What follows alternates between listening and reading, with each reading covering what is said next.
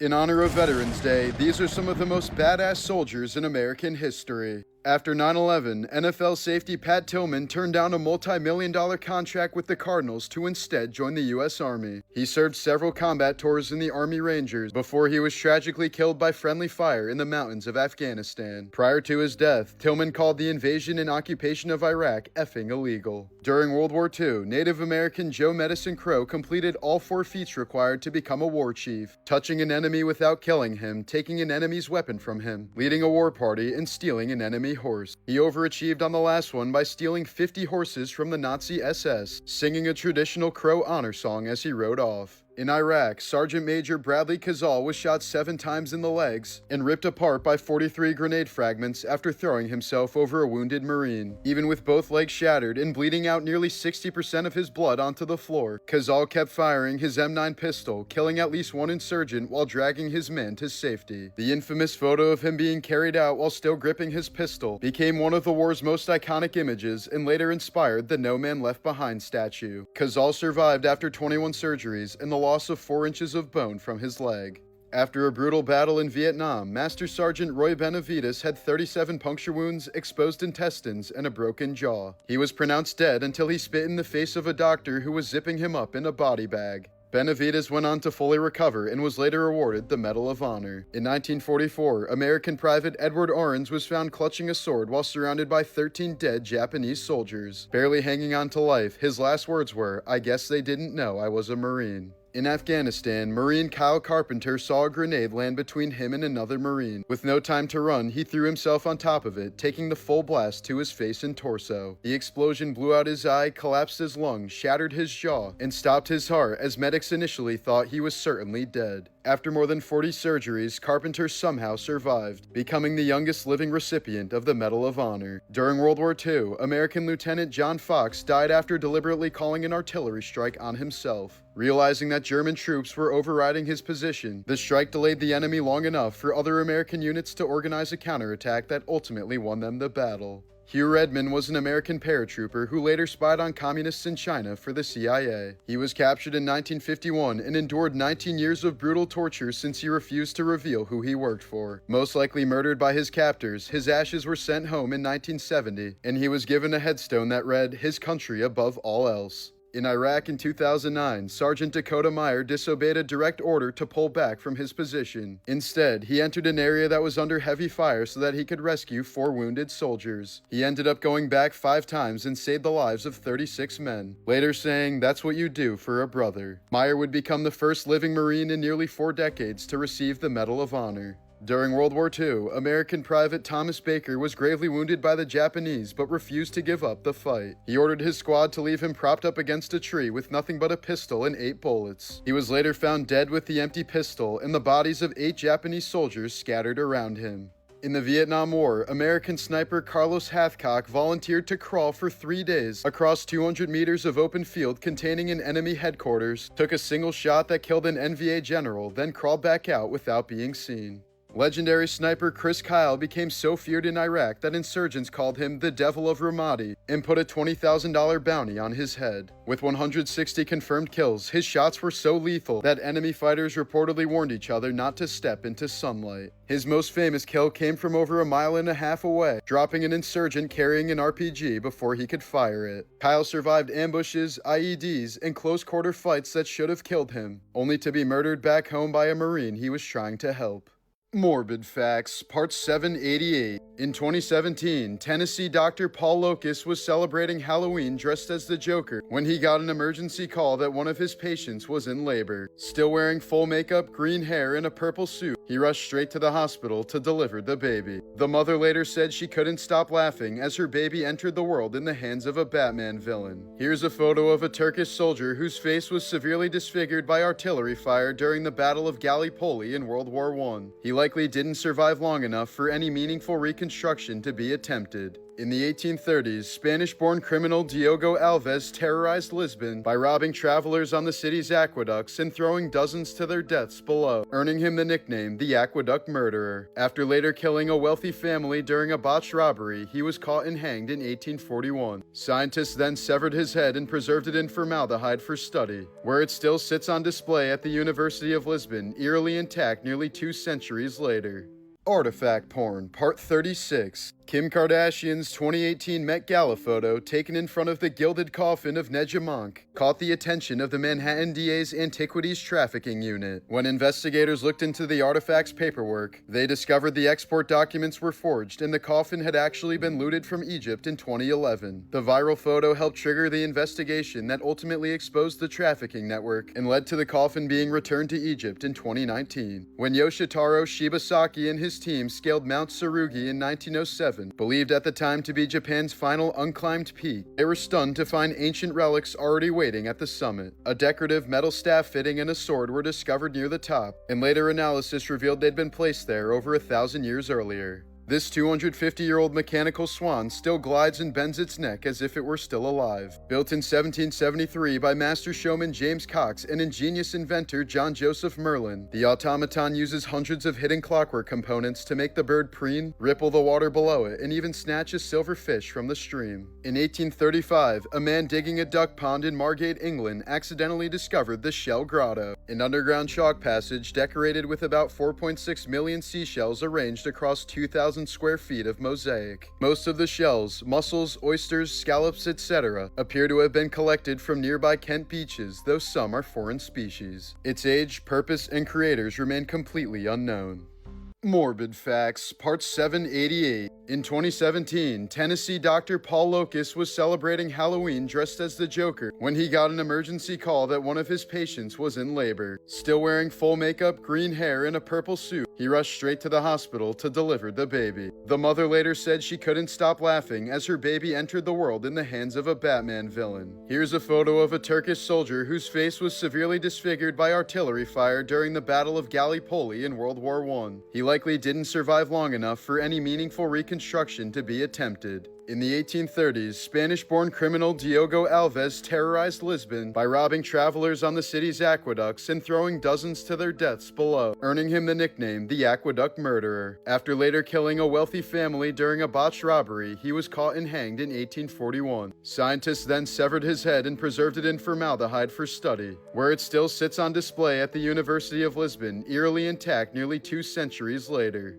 Morbid Facts, Part 804. Food influencer Michael Duarte, known online as Food with Bare Hands, built a massive following by grilling, cooking, and feeding strangers with his bare hands. But on November 8, 2025, his life ended in shocking fashion during a family trip to Texas. Police responded to a disturbance call involving a man reportedly acting erratically with a knife, and Duarte was fatally shot by deputies on the scene. Witnesses later described the moment as chaotic and heartbreaking, with his family present during the incident. The tragedy struck just 3 days after he and his wife celebrated their 9th wedding anniversary. In the immediate aftermath, Duarte's talent agency and family had presented his death via a GoFundMe campaign as a horrible accident, without initially disclosing police involvement. The family has since asked for privacy and support, as funeral arrangements are made and efforts to return his body to California proceed. Duarte was only 36 years old and leaves behind wife Jessica, daughter Oakley, and millions of fans who watched him turn simple meals into moments of kindness and generosity.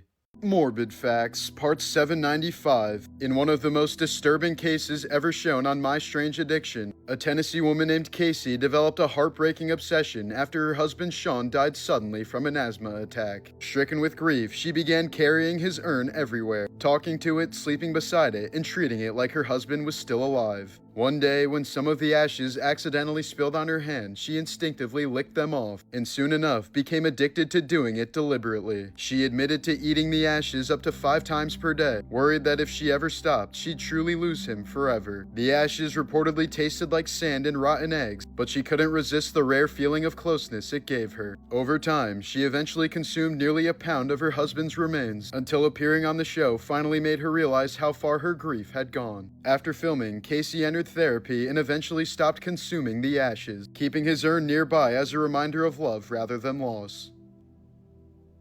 Insane Crimes Part 4. In 2001, U.S. border agents at the Mexican border discovered 42-year-old Enrique Aguilar Canchola sitting inside a hollowed-out passenger seat that had been modified to look completely normal. He'd been sewn into the seat to sneak into the U.S. undetected, but agents noticed the seat looked unusually bulky and pulled the car aside. Canchola was immediately arrested along with the driver. In 1980, the FBI set up a fake company to expose corrupt politicians, and 25% of the congressmen who were offered bribes accepted them, leading to multiple convictions in one of the largest stings in U.S. history. In 2025, South Carolina teaching assistant Alexander Lewis was arrested after repeatedly spraying a powerful fart spray inside of West Florence High School, triggering nausea, headaches, and respiratory issues among students and staff. The odor contaminated parts of the building's ventilation system, forcing inspections and cleanup that totaled more than $55,000 in damage. Lewis was charged with disturbing schools and malicious injury to property, turning what he thought was a harmless prank into one of the most expensive school incidents of the year.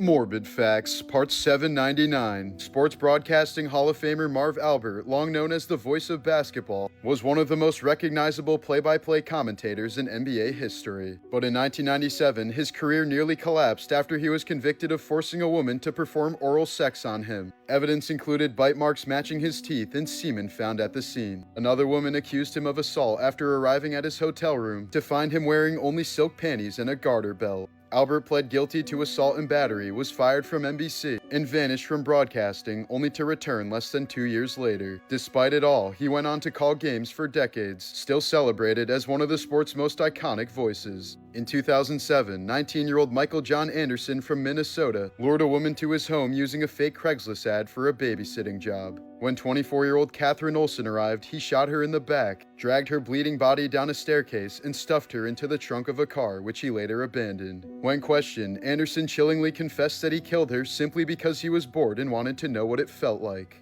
Morbid Facts, Part 801. Victoria Wright was born with cherubism, a rare genetic disorder that causes the bones in the lower face to grow erratically, giving her a swollen, distorted appearance that drew cruel comments from strangers her entire life. The condition can be extremely painful by tightening the jaw, straining the facial nerves, and making basic things like chewing or even speaking very difficult at times. As a child, she endured constant looks, bullying, and even adults snickering about her in public as if she wasn't standing right there. But instead of hiding, she turned her diagnosis into a mission, calling out the cruelty she faced after a BBC documentary sparked a wave of online abuse, and becoming a fierce advocate for people with facial differences. In 2015, Mary Cerruti vanished from her Houston bungalow without a trace. 2 years later, the new owners found her skeletal remains sealed inside a wall along with her glasses and shoes. Investigators believe she fell through the attic floor and became trapped, slowly dying alone in total darkness with no way of climbing out. But because she was one of the last homeowners refusing to sell as developers closed in around her, many people still suspect something darker. Her official cause of death remains undetermined.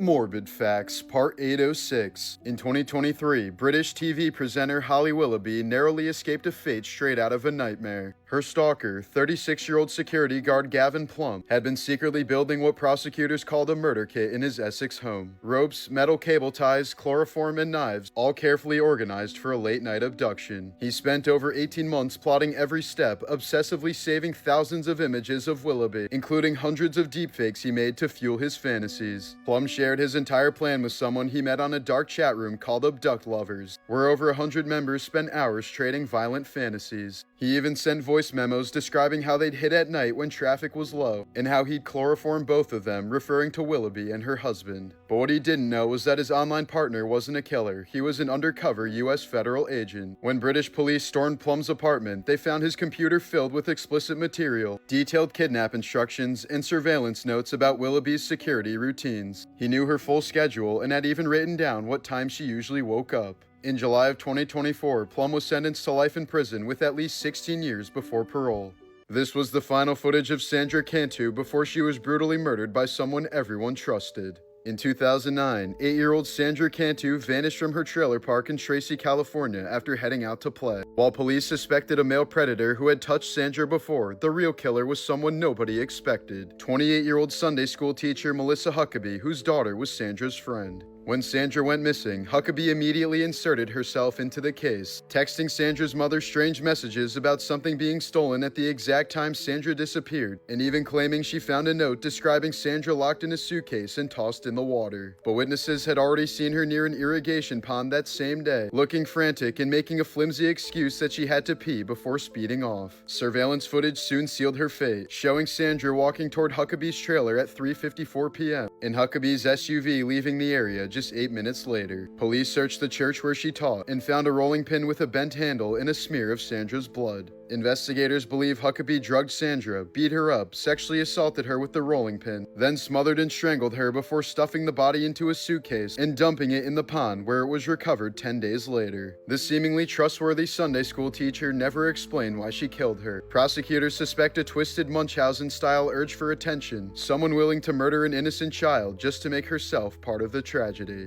He convinced her he was a 300-year-old werewolf, and it led to one of the most disturbing crimes in Canadian history. In 2006, 12-year-old Jasmine Richardson fell into a secret relationship with 23-year-old Jeremy Steinke, a self-proclaimed 300-year-old werewolf with a history of abuse, drugs, and violent fantasies. The pair openly talked about murdering people, even modeling themselves after natural-born killers. On the night of April 23rd, Steinke slipped into the Richardson home while high and drunk and stabbed Jasmine's mother 24 times, then brutally killed her father after telling him it's what your daughter wanted. Upstairs, Jasmine murdered her 8-year-old brother as he tried to defend himself with a toy lightsaber. Hours later, instead of hiding, the couple went to a party laughing, making out, and laughing about how her little brother gargled as he died. Arrested the next morning, Jasmine became Canada's youngest person ever convicted of multiple murders. She served the maximum youth sentence, had her record completely wiped in 2020, changed her name, and now lives in the community. While Steinke, now calling himself Jackson May, serves life with parole eligible in 2032. Morbid Facts, Part 802. Trailer Park Boys star Mike Smith, best known as the harmless wide-eyed Bubbles, has been charged with sexual assault in Nova Scotia for an incident that allegedly happened back in 2017, a case that stayed buried for nearly 8 years before finally surfacing in court. The identity of the victim is under a strict publication ban, but Smith is now legally barred from contacting them or going anywhere near their work, home, or school. The charge has forced him to step away from the Trailer Park Boys production company, tainting the wholesome persona millions have associated with him.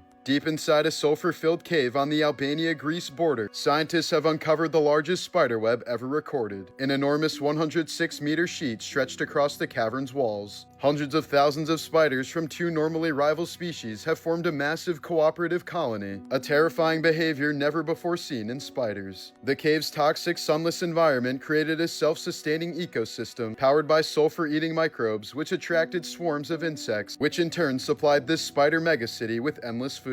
The web is so dense and vast it looks like the cave is wrapped in ghostly white fabric, proof that life can evolve into something terrifyingly efficient when pushed into extreme conditions. Morbid Facts, Part 797. In March of 2019, rising Liverpool indie duo Hers were in the middle of their first US tour when tragedy struck. After performing a packed show in Phoenix, 24-year-old Stephen Fitzpatrick and 25-year-old Alden Lauding began their overnight drive to California with their tour manager. Just before 1 a.m., their van was hit head-on by a pickup truck driving the wrong way on Interstate 10. The collision erupted into flames, killing all 4 men instantly. Investigators reported no signs of braking and found an open container in the wrong-way driver's wreckage, suggesting alcohol may have been involved. Just hours earlier, the band had posted that their US tour was going swimmingly and that they were almost home. Their debut album, Invitation to Hers, would become their final record.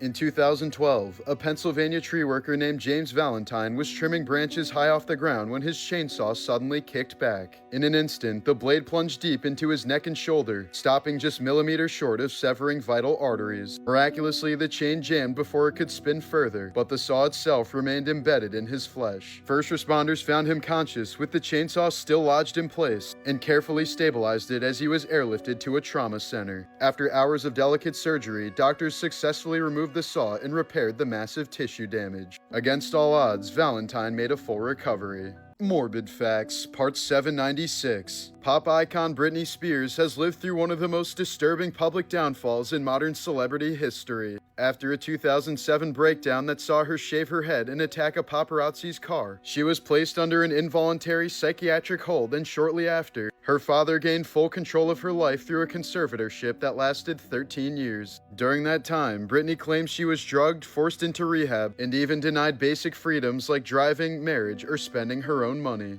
Even after regaining her freedom in 2021, Brittany has described the trauma as something that crushed her soul, leaving her forever haunted by the years she spent as a prisoner of her own fame. This driver was extremely lucky they lived in Australia, where cars are right-hand drive. At just 9 years old, Louis Joseph Xavier, the oldest son of King Louis XVI and Marie Antoinette, suffered a fatal injury after a fall. He admitted he'd been pushed but refused to name the culprit, afraid they'd be punished. The wound became infected and he died in agony soon after, but never ratted on his friend. His death shattered his parents. Both would be executed just 2 years later, as the monarchy he was meant to inherit completely crumbled.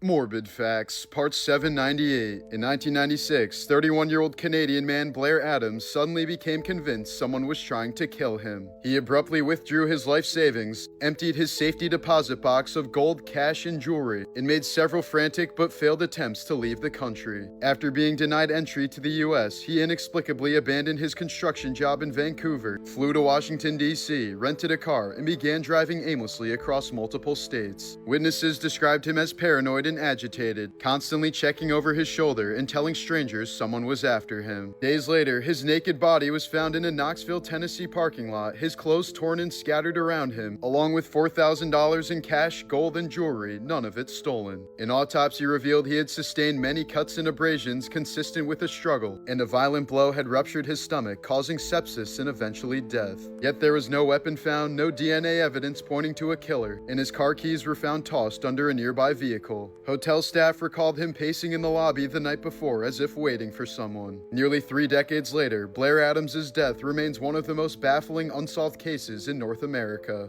Scientists in Germany have captured something incredible on camera for the first time ever. They recorded wild rats snatching bats straight out of the air in total darkness, an unbelievable hunting behavior no one had documented before. Since rats have poor eyesight, they rely on their highly sensitive whiskers to detect subtle changes in air pressure and movement, even the faint air currents from a bat's wings.